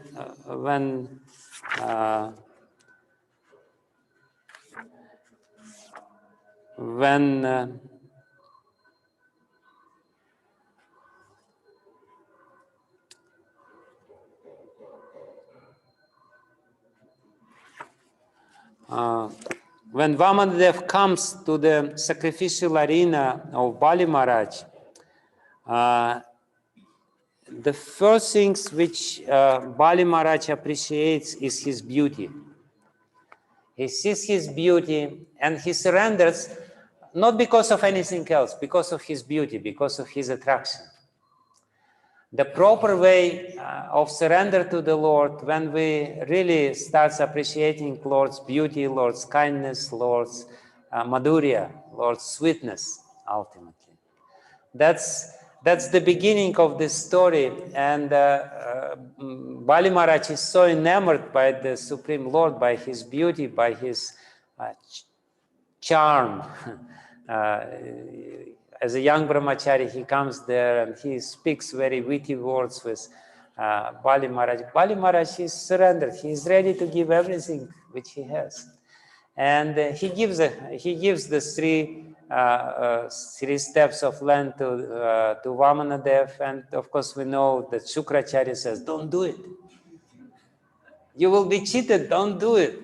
And Shukracharya, he quotes the Shastra. He says, Shastra says, don't surrender to the Lord. Shastra says that, you don't have to give everything, and he quotes all these Shastras. And Bali Maharaj looks at Shukracharya and says, I don't care what Shastra says. I only see this beautiful boy, and my heart is attracted to his beauty. And even if he is the Supreme Lord, it doesn't matter. It actually doesn't matter for me whether he is Supreme Lord or not, whether he gives me something in return or he doesn't give, or he will take everything from me.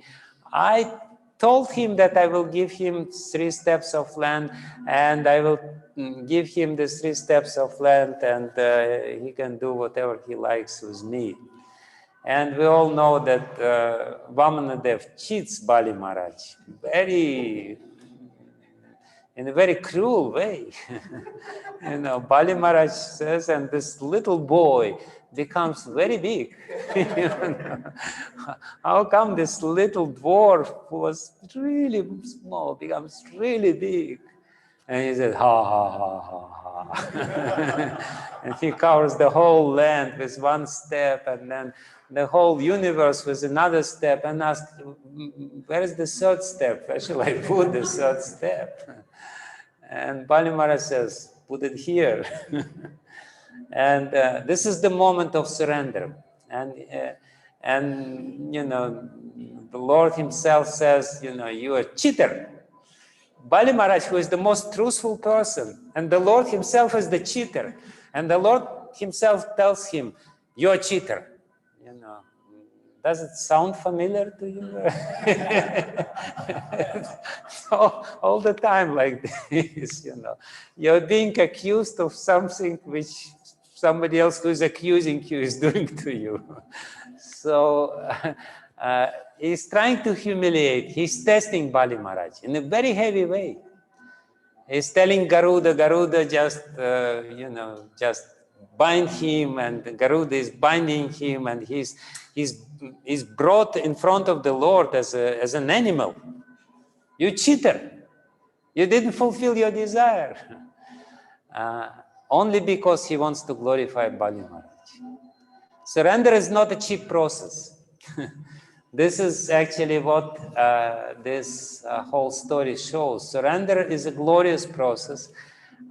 And the Lord doesn't expect from us the complete surrender from the very beginning, but he also shows that if somebody is completely surrendered, then the Lord gives to him everything at the end, but in between he may go through different problems. Like Pandavas, they were very surrendered, but they went through difficult problems. Why? Because people uses this, because the Lord uses these people, the surrendered people, to teach other people, to teach how to take difficulties, how to undergo all these difficulties and remain faithful and grateful to the Lord. Basically, that's the main important lesson. Surrender means, you know, the difficulties will come to us. They're inevitable. That's the nature of this world. We will suffer. There will be some difficulties with us, but, you know, we should be steady in our attempt to surrender to the Lord. My Lord, I'm yours. And then the Lord will save us, no doubt about it. Internally, he will give us protection. And therefore, he glorifies Bali Maharaj. At the end, the Lord himself starts glorifying Bali Maharaj. He says, look at Bali Maharaj. Other people, when they get riches, wealth, when they get high births, when they get other such opulences, although aristocratic births and other such opulence, impediments to advancement in devotional service, because they are causes of false prestige and pride, these opulences never disturb a pure devotee of the Supreme Personality of Godhead. He before says that, you know, if somebody has aristocratic family or higher status of life, if he performs wonderful activities, if he is useful, if he has personal duty, a good education, a good wealth, if he is, and if he is nonetheless not proud of his opulences, it is to be understood that he is especially favored by the Supreme Personality of Godhead. So, Vamana Dev is teaching us which person can be surrendered. Why Bali Maharaj surrendered? Why Bali Maharaj was able to the Supreme Lord? Because he got blessings of Prahlad Maharaj. And blessings of Prahlad Maharaj, you know, sometimes when it comes to blessings, what do you really mean by blessings? You come to somebody and says, give me blessings. What is your conception of blessings? Usually people think, what is blessing? Blessing is material wealth, good family life, nice children, good marks in my exams. So this is what people think, what is blessings.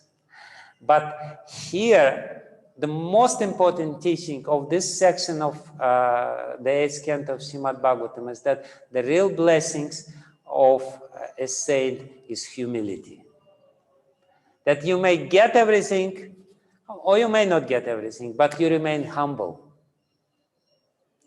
You know, this ability to remain humble is the most important quality.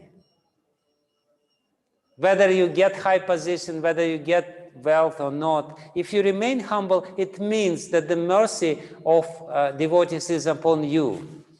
And if you get something and you become proud and you start offending others, then it means that you don't have any blessings. No Ashirvad was given to you. Real Ashirvad is this ability to remain humble in any position of life. That's what we need to seek. When we come to a devotee and we ask for a blessing, we should ask for this blessing. Please help me to remain humble. Please share your humility with me. This is what I need. Everything else will come automatically. The Lord will give to you if you are trusted. Srila Prabhupada, he was humble all the time. He showed this constancy in humility. And that means that he got blessings of his Guru Maharaj and of the whole Guru Parampara. This is what blessings really is, what it's all about. And actually this whole surrendering process, the pure surrendering process is only possible for humble people.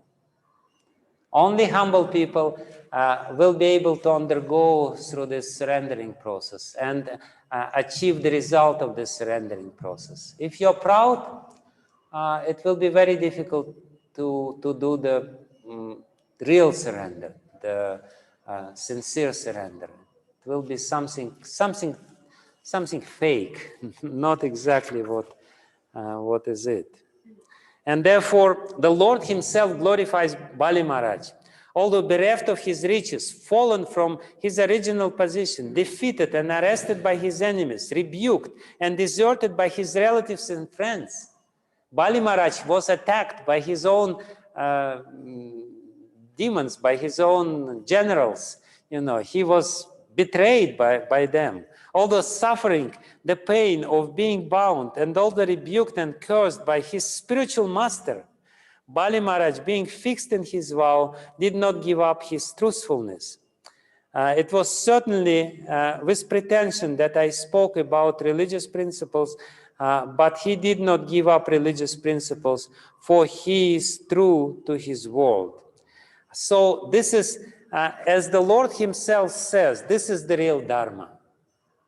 As we said, the whole 8th canto of Srimad Bhagavatam is the description of Sad Dharma. This Sad Dharma is described in this 29th and 30th verses of the 22nd chapter of 8th canto, where the Lord himself says that in any condition of life, you remain surrendered. If you remain surrendered, servant of the Lord, despite of all the reverses, despite of all the difficulties which you undergo, this is the real Dharma. And you remain truthful to this real Dharma, Suvrata, Satyam. So then only your surrender is true, is real. And therefore, this surrender is glorified by the Lord himself. And the Lord himself says, I become his possession. I become his doorkeeper. I give him all the opulences. I'll make him Indra next time. I'll make him the king of the heavenly planets. I'll give him the opulences of Patala world. And I become his constant companion. Because of his qualities, because of his sincere surrender. So that's the manifestation of pure surrender without any motivation. Bali Maharaj was deprived of everything, still he was surrendered. That's the difficult lesson of the 8th canto. And we only have one more chapter of the 8th canto, which is the story of one more very important verse which I wanted to show to you before we come to the next section of Srimad Bhagavatam. It's the verse which is spoken by Prahlad Maharaj. Very interesting and very important verse. Chitram tavehitam aho mita yoga maya. Aho mita yoga maya. It's the 8th verse of the 23rd chapter of the 8th canto of Srimad Bhagavatam, where Prahlad Maharaj glorifies the Supreme Lord, who dealt quite roughly with his descendant, his grandson, Bali Maharaj.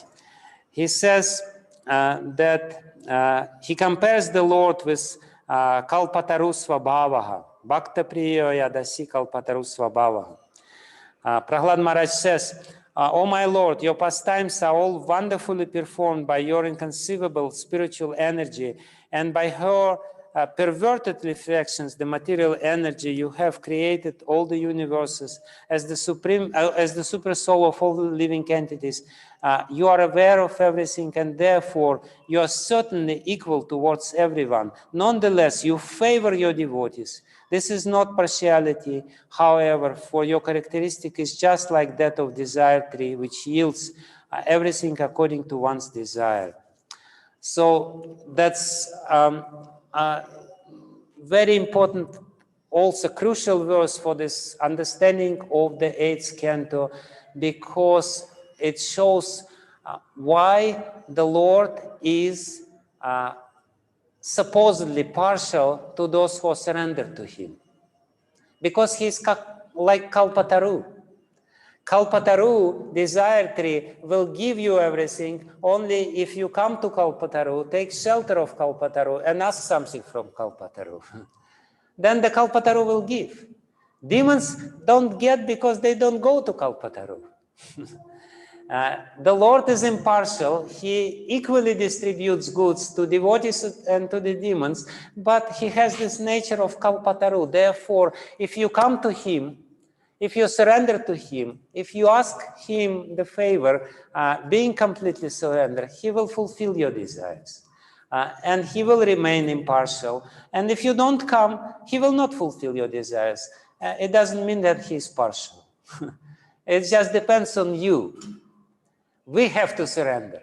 We have to come to him. We have to ask him something.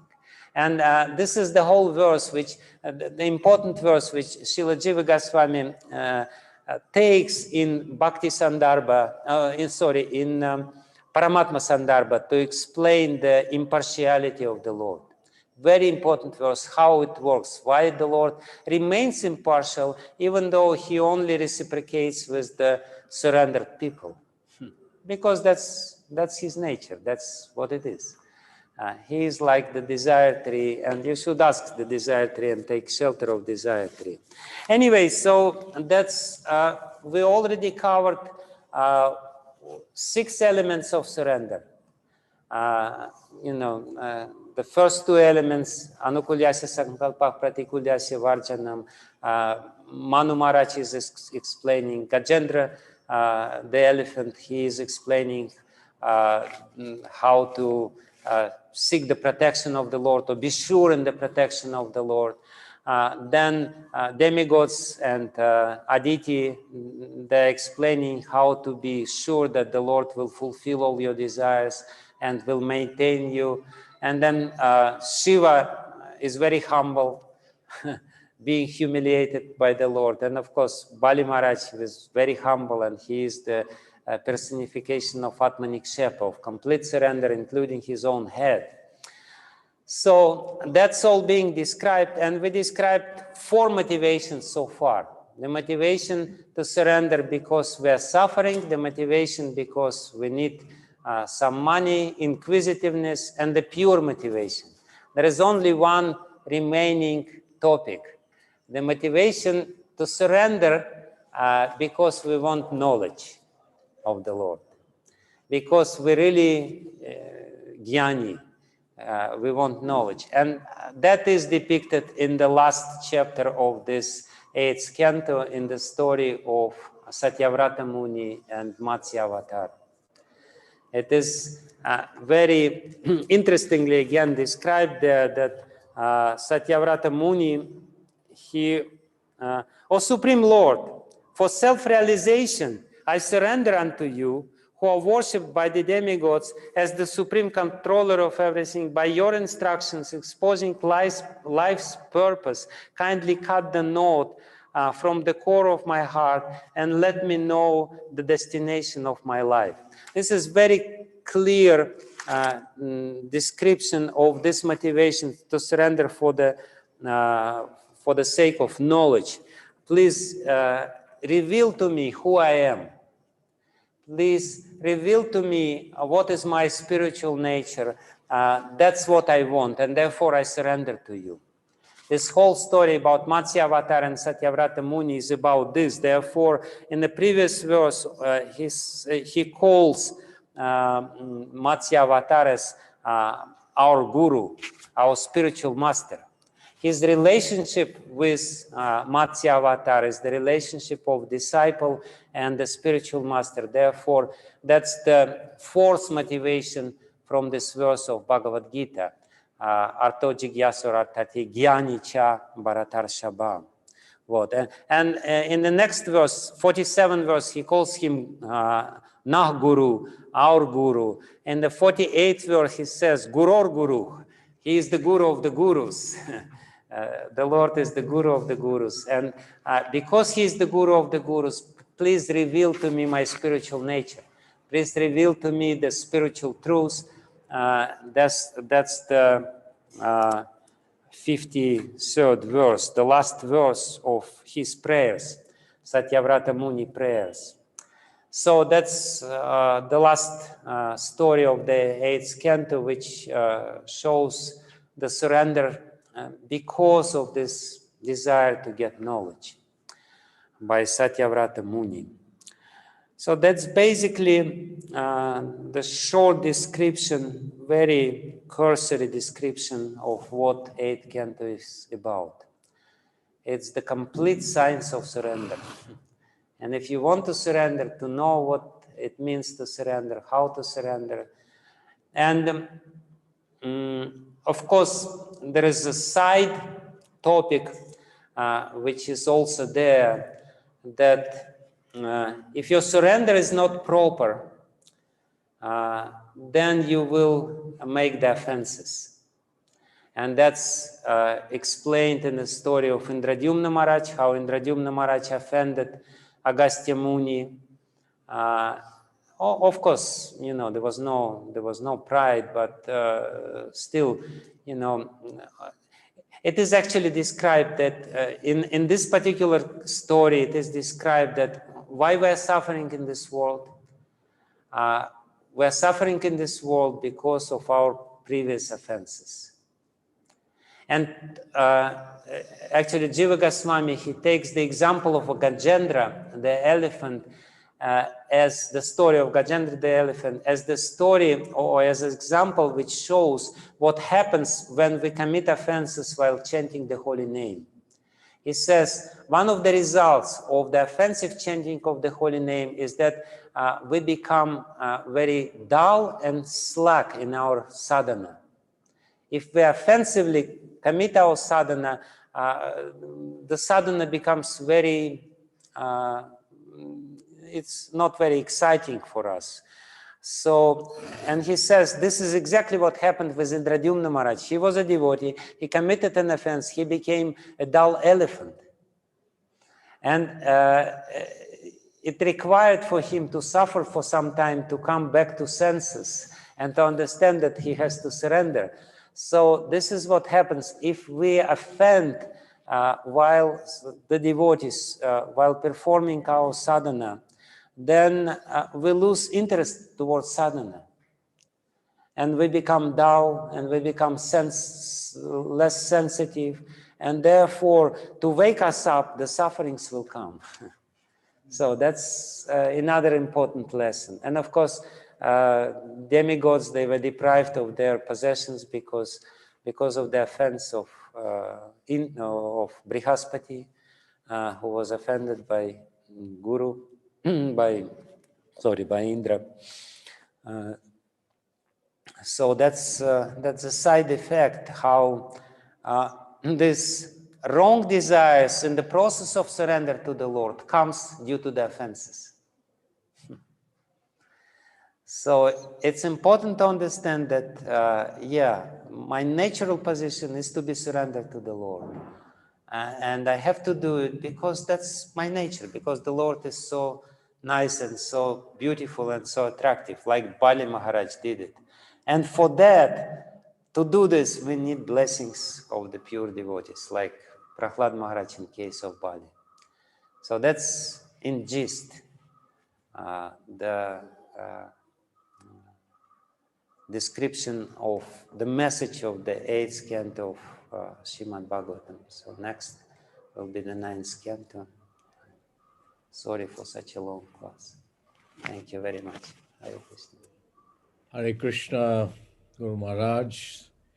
Thank you very much for yet another very in-depth, though you say it is a structural overview, but actually it takes us quite deep into the elements and key characteristics of these cantos. And as you rightly encapsulated, the Canto 8 is the science of surrender. There have been many quotable quotes that came through in today's session, but the one that stood out was the real blessing of a saint is humility. And the second was the part that why difficulties come to the fully surrendered souls is because they take those difficulties, live through it in humility to teach the ones who are not yet surrendered. So, on that note, there are many more points that we can discuss, but due to the paucity of time, we won't be able to. So, my question to you, Guru Maharaj, is can we take one or two questions at least? Is it a possibility? Yes, sure. So, there is one question already from Anupama Radharani Mataji, and her question is as follows. Hare Krishna Maharaj, please accept my respectful obeisances. Thank you for the enlightening lecture. The demigods are known to be mixed bhaktas. When they approach Lord Vishnu for protection against the demons, they do so out of fear. Is there not a component of their duties in their respective positions being hampered by the demons? Those duties which have been designated to them ultimately by the Supreme Lord Himself. How should or with what mentality should practicing devotees approach the Lord for relief in the hurdles in executing their duties to the Lord?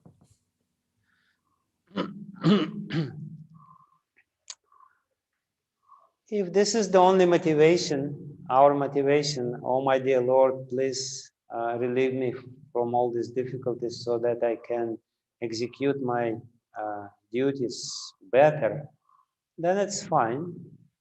But oftentimes it's not the primary factor that may execute my duties properly. We have some other factors when we offer these prayers to the Lord. And therefore, basically, it means if we take something home from this lesson is that we should be very conscientious what is our motivation to serve the Lord.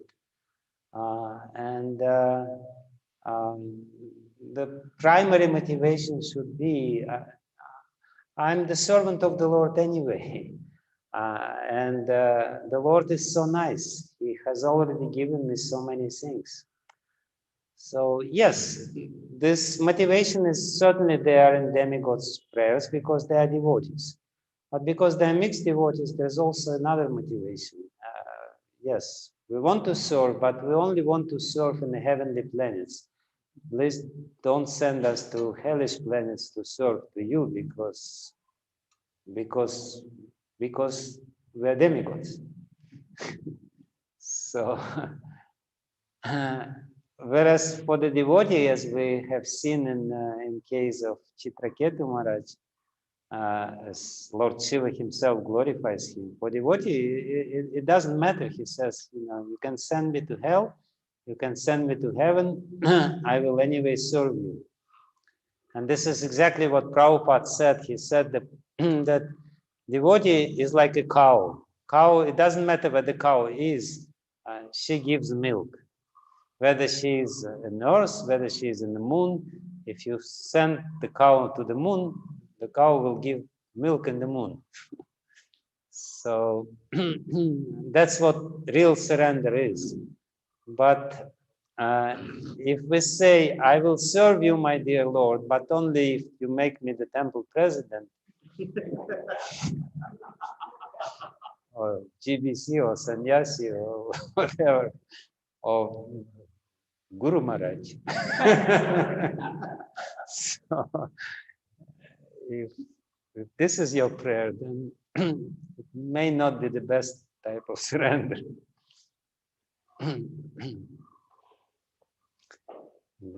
I have a little friend, a little boy, and he was very little boy.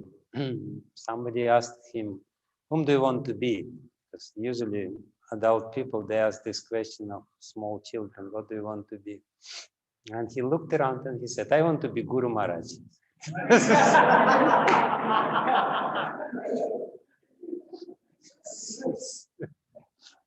This is my career path.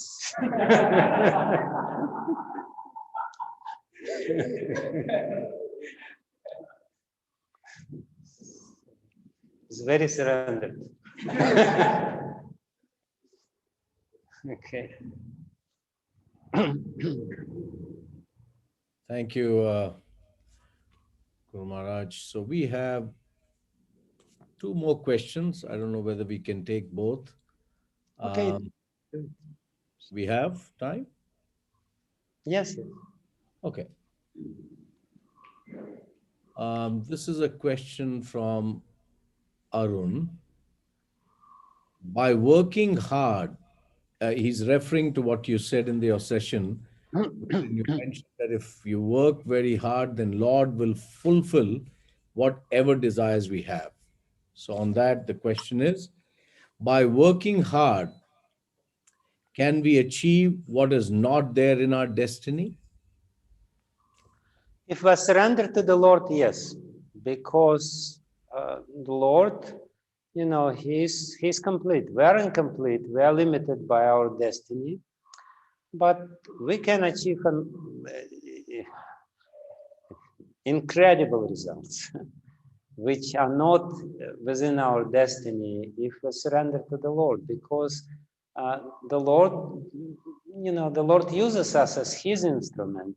And for Him, it doesn't matter whether it is our destiny or not our destiny. He has His own destiny. So, and for Him, there's nothing impossible. So He can do. It's possible. It's quite possible. If we're completely surrendered, the Lord will do impossible things through us. And we will be wondering, how is it possible? But through the process of surrender, it is. Thank you. The last question. This is from Mohana Kumar, how we should behave when we are working or dealing with outsiders, because when we are humble or surrendered, or when we have a humble and surrendered mentality, then there is a chance that they put false allegations on us or they cheat us. What or how to react in such situation? Yeah, there is this story about the snake which became the servant of Narada Muni, and the snake became really, you know, really bitten by other people because he was very humble. And Narada Muni met his disciple and asked, what happened to you? You were robust and very healthy snake, and you know, you became a very downtrodden creature. How did it happen? He said, because I'm a devotee, you know. I'm supposed to be humble. And Narada Muni said, no. You can You can sew your hood. You don't have to buy it, but you can sew your hood. So, and therefore, Srila Prabhupada was teaching the same. You know, one of his lady book distributors came and she said, Prabhupada, how can I distribute book if I'm humble? You know, I cannot, I will not be able to distribute even one book if I'm humble. I have to be really, you know, proud and outgoing to deal with the outside people. And Prabhupada said, while distributing books, you should be like a lion. But while coming back in the temple, you should be like a lamb. So, so dealing with other people, you should be a lamb in a lion's skin. You know?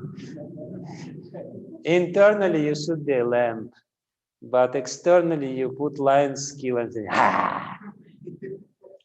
So, but internally, you know, we're surrendered souls, but for the sake, you know, and Prabhupada, sometimes he would show, you know, externally he would be very proud, but internally he was always a surrendered soul, very humble. But some foolish people, by looking at him superficially, may conclude that, you know, he's so powerful.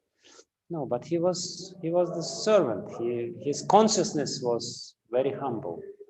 So it's a question of having proper internal attitude. How it will manifest externally, it should be according to the time, place, and circumstances.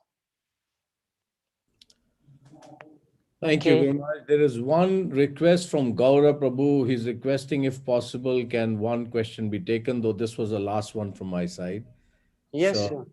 okay, this is really the last one because we'll have a few little announcements after that. The question comes from Gaura Prabhu. Why we are not surrendering to Lord is because of fear. Example, Kunti Maharani, even Prabhupada, etc. Srila Bhakti Siddhanta Thakur says that those who are favored by Lord, their path is smeared with thorns, with thorns. That's why we are not surrendering. What's your thoughts on this, Maharaj? Is the question. As far as I know, everyone's path is sprinkled by thorns. I haven't seen anyone who is only walking on the carpet. Usually everyone has thorns, but if you surrender, you can overcome all these thorns. You will not even notice all these thorns because you're surrendered. Thorns are there in everyone's life, you know. Does anyone doesn't have any thorns, whether he's surrendered or not surrendered? It doesn't matter.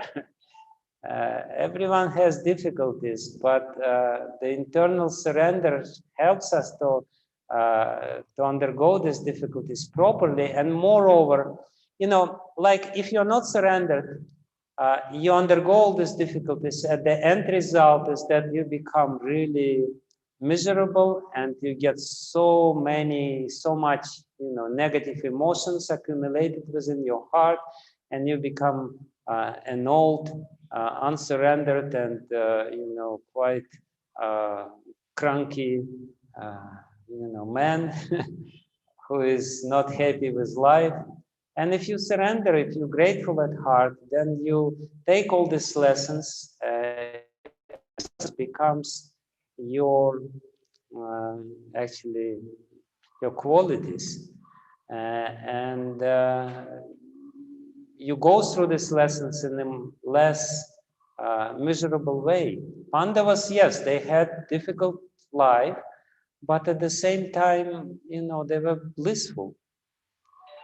People, they only, when they see the sufferings, when they see the events of the life of the devotees, they only see external things. They don't understand what's going on internally. When we are looking at the lives of other people, we should not only see the external events which are there, but what one is experiencing while going through these things. For us to go through the same events or through the same calamities would be very difficult. For them, it was not difficult. For them, they, as Kunti Maharani herself says, you know, every time when we would experience difficulties, we would also experience your presence, and it would give us so much. And therefore, send these difficulties again and again to us. So, but of course, we don't have to ask for this. No need. You know, the Lord Himself better knows what we need. So, but it doesn't matter whether one is surrendered or not. Surrender is not. By surrendering, we are not asking for more troubles. By surrendering, we are actually getting the relief from the calamities which we will anyway experience in our life. Hare Krishna. Thank you very much, Guru Maharaj. So on that note, we will end. I have some other questions from the audience. Please, yeah, absolutely.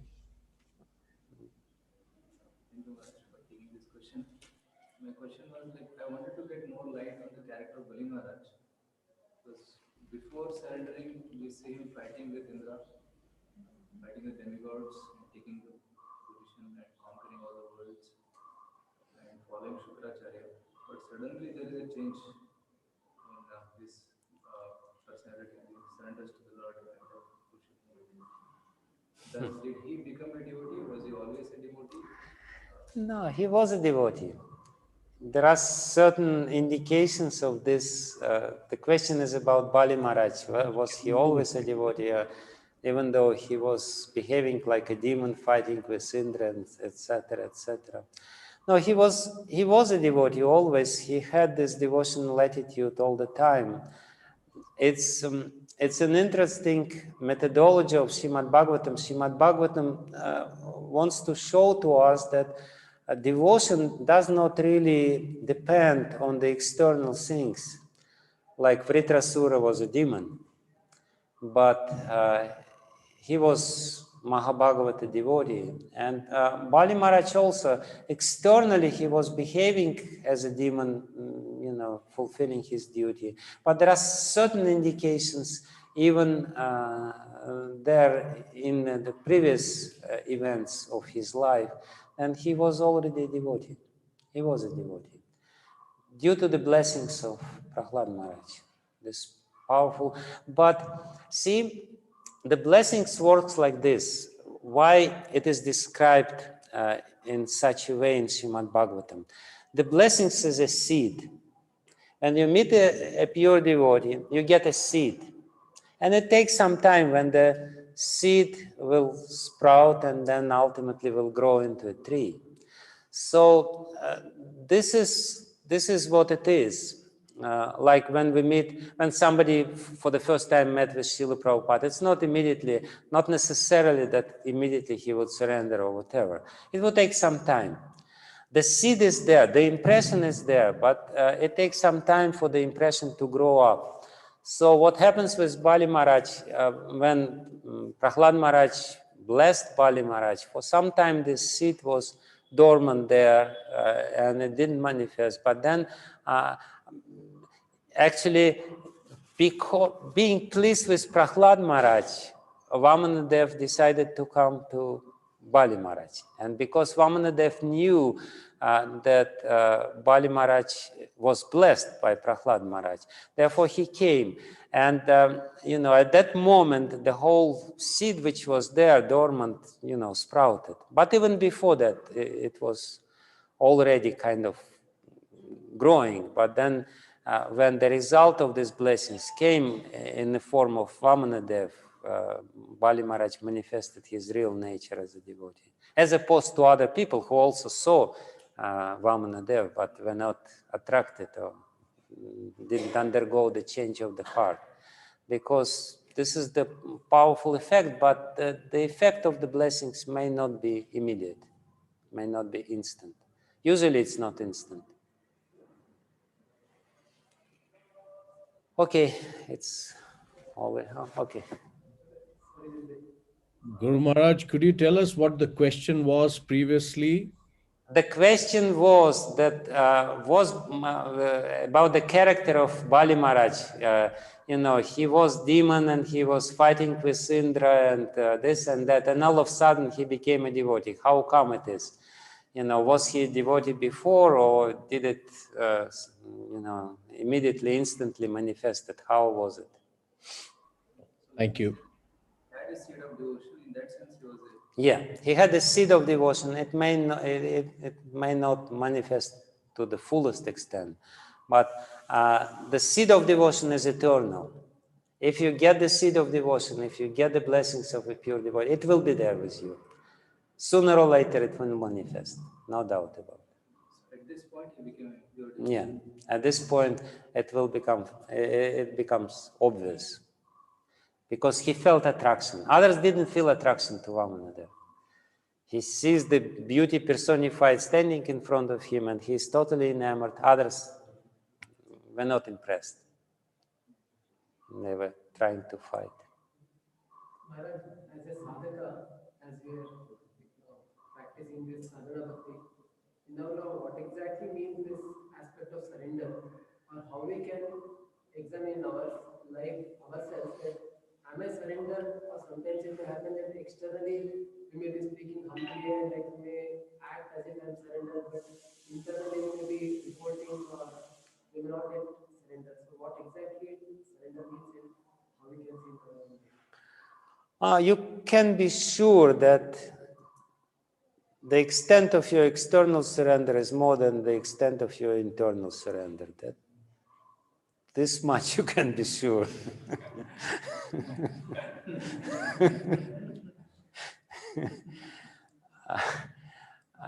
But it's a dynamic process.